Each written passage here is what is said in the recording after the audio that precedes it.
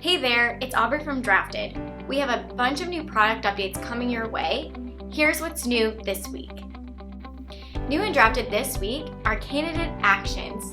Now, when you come to the track page in Drafted, you'll see the last action taken on every single candidate, no matter what stage they're in. If somebody reached out to them, we'll tell you who reached out to them or if they requested an introduction to them. By clicking on a candidate, you'll be able to see even more activity information.